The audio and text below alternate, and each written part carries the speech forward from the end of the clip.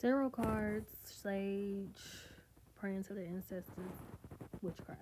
Hoodoo, voodoo, whatever you want to call it, witchcraft. Reiki healing, all of that good stuff, witchcraft. I remember I was having a conversation with this girl. Now, this girl made a post and was like, y'all better beware of us Christian witches. I quickly tagged that post and was like, a Christian witch?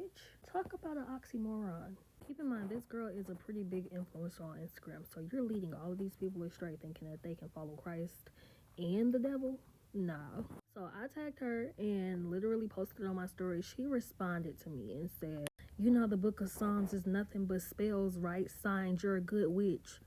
It's so sad how our black people are hiding behind their religion. Like, it's really, you need to tap into your culture and wake up. This is what our grandparents and our ancestors practiced.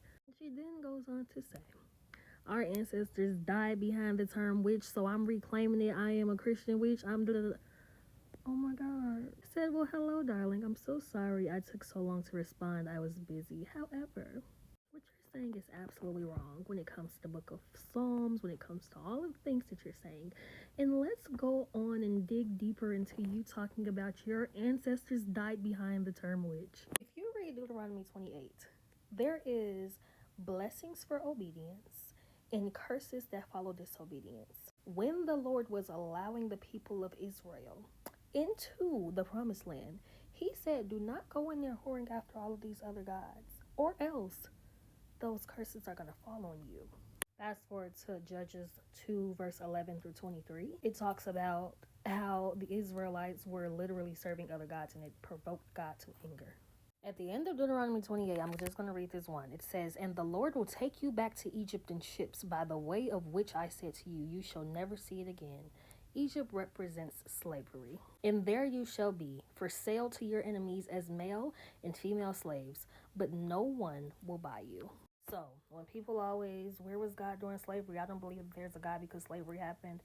God was sitting right on his throne because he's a just God, and what he says he means, and what he means, he says. Now, by no means am I an advocate for slavery or anything like that, because God also says, vengeance is mine, I will repay. Side note, if that don't tell you that them people in that Bible was black, I don't know what else will. But anyhow, with people constantly saying, this is what my ancestors did, your ancestors are the reason that slavery happened. In Deuteronomy 18 and 9, it gets even more specific. It says, avoid wicked customs, meaning don't go to their land and practice the things that they're practicing. When you come into the land which the Lord your God is giving you, you shall not learn to follow the abominations of those nations. There shall not be found among you anyone who makes his son or his daughter pass through the fire, or one who practices witchcraft, or a soothsayer, or one who interprets omens, or a sorcerer, or one who conjures spells, or a medium, or a spiritualist, or one who calls up the dead.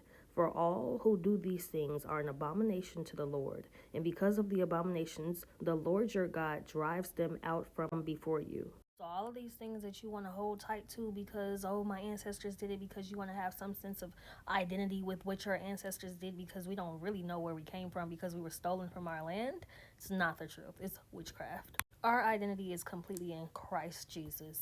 I guarantee you, if you were actually praying to your ancestors and they could actually hear you, they would tell you to stop what you're doing before you end up in hell with some of them. But you're actually praying to demons. Yep, giving them a gateway into your life. So, Jesus is the only way. There's no other way. There is no mixture. There's no gray. It's bars! But there's no gray. It's literally black or white, light or darkness. You cannot have both. You must choose Jesus or Satan. You have the choice. The choice is yours. But you have to choose. You cannot have both.